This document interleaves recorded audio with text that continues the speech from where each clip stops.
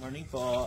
Tatanim tayo ng kalamansi. Alam niyo po yung kalamansi, lagi kong ginagamit yan sa pagluluto, sa usawan, pag mag-aadobo, kahit po sa tanggal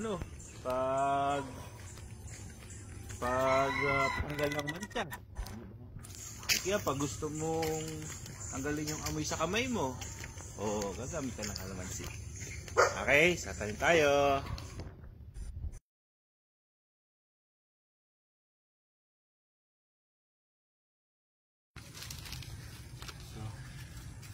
Tatanim na po natin.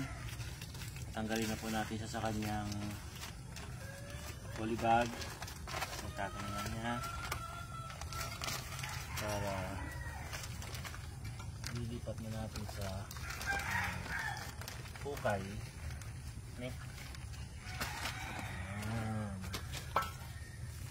Okay.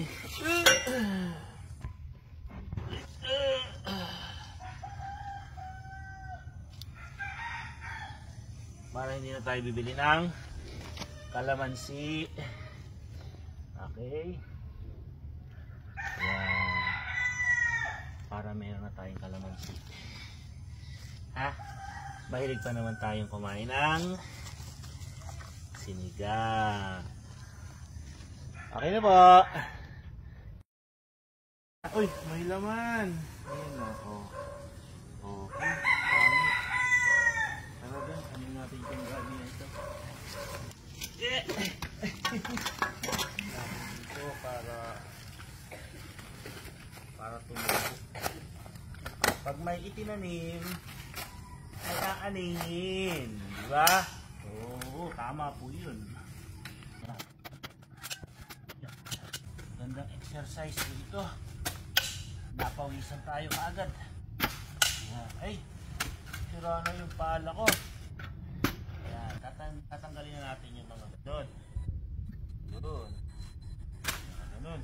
Yun. Yun.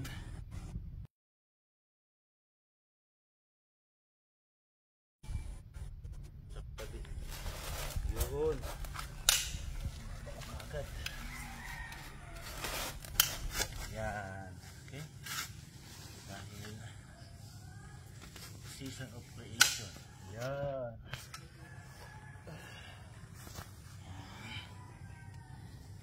Okay. So, tapos na tayo Okay? Wala naman tayo tatalon dito.